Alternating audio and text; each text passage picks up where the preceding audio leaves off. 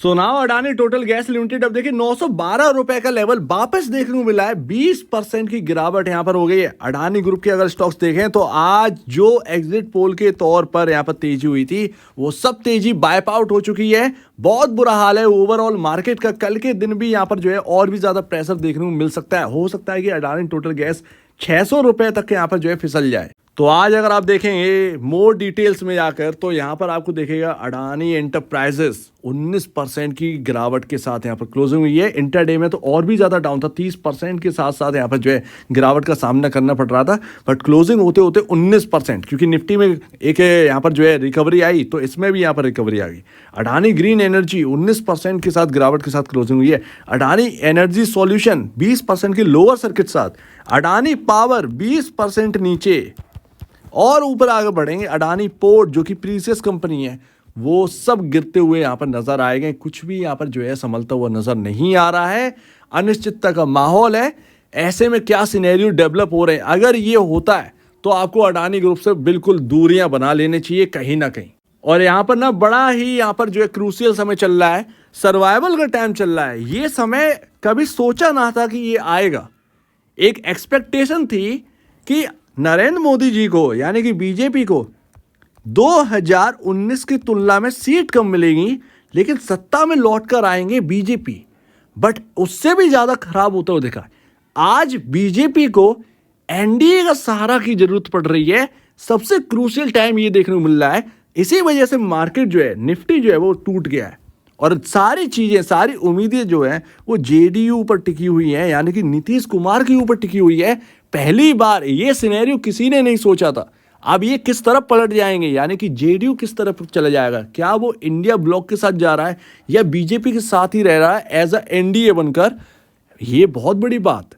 अगर एनडीए के साथ रहता है, यानी कि एनडीए में रहता है बीजेपी प्लस एनडीए, तब तो यहाँ पर जो है पूरी गवर्नमेंट जो है वो बन जाएगी बीजेपी की। लेकिन अगर इंडिया ब्लॉक के साथ चले गए तो फिर यहाँ पर जो है करेंट गवर्नमेंट का वापस आना वो बहुत यहाँ पर जो है एक बहुत मुश्किल वाली बात हो जाएगी। बहुत ज़्यादा यहाँ पर जो है नामुमकिन वाली बात हो जाएगी।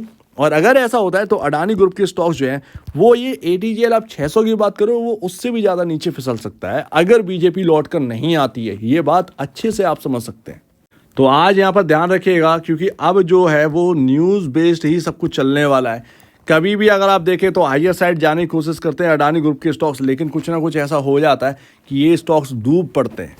ये एक आदत सी हो गई, एक हैबिट सी हो गई है। पता नहीं अब क्या होगा आगे, ये समझ नहीं आता। बट यहाँ पर ये सब चल रहा है। तो आज आप न्यूज़ बेस देखिएगा कि बीजेपी क्या कर रही है एनडीए के साथ। ये इंपॉर्टेंट है ये जाना, क्योंकि मार्केट में बीजेपी का आना, मार्केट में क्या वापस लौट कर आना बहुत इंपॉर्टेंट है।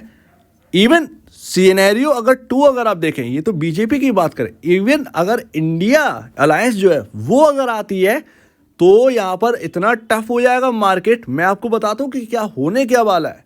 यहां पर एज अ पीएम जो है, जितना भी यहां पर वोटिंग हुई है एज अ पीएम किसको देखकर हुई है?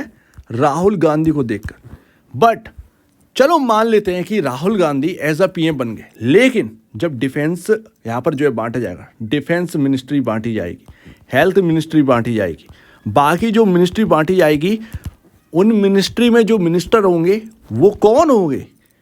क्या वो इतना यहाँ पर सक्षम है कि उस जगह पर डिफेंस मिनिस्ट्री में वो ले पाए, या हेल्थ मिनिस्ट्री में वो आ पाए, या किसी भी और मिनिस्ट्री में यहाँ पर आते हैं, रोड एंड ट्रांसपोर्टेशन मिनिस्ट्री में आते हैं, क्या वो इतना एक विजन के साथ आ रहे, या देश के लोग उनको इतना पसंद कर रहे हैं?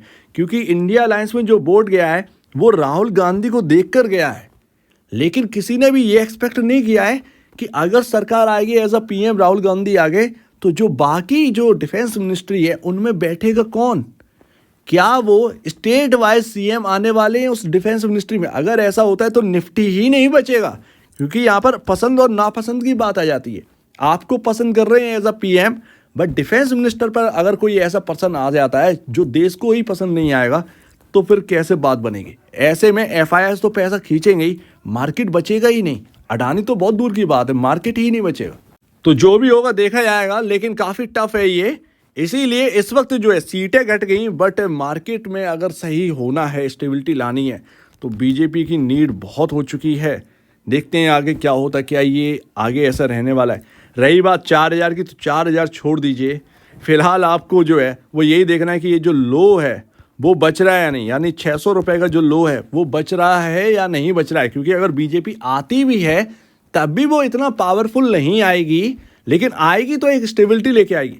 इन स्टॉक्स में स्टेबिलिटी आएगी, बट ये 4000 का प्राइस आप सोच लें कि आ जाएगा, ये बहुत मुश्किल हो जाए। इवन ओवरऑल अडानी ग्रुप के स्टॉक्स जो है ना वो इस मुश्किल की घड़ी में शायद परफॉर्म ही ना करें। और फंडामेंटल तो आप जानते हैं, तो जब परफॉर्म नहीं करेंगे तो फंडामेंटल जो है वो करेक्ट होना स्टार्ट करेंगे। तो यानी कि बहुत ज़्यादा 90% चांस है कि स्टॉक्स घट जाएं।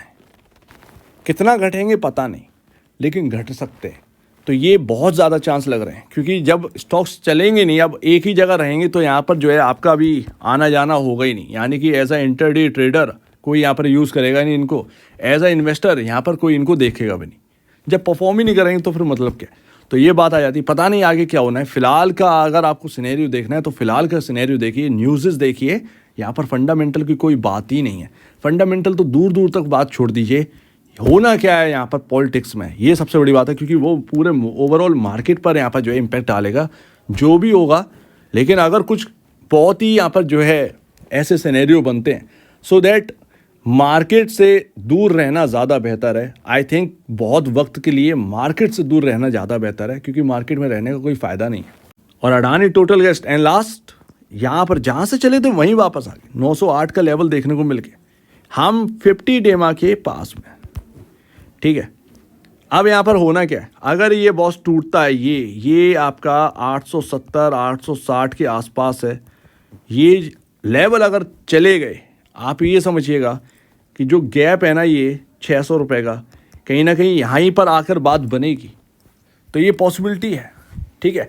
हायर साइड तो ये स्टॉक टिक ही नहीं पा रहे हैं, इस बार भी नहीं टिक पाए। चल क्या रहा है पता नहीं, ग्रोथ आ नहीं रही है, स्टॉक चल नहीं रहे हैं, लोगों का इंटरेस्ट है नहीं, और ऊपर से आ गई ये बात।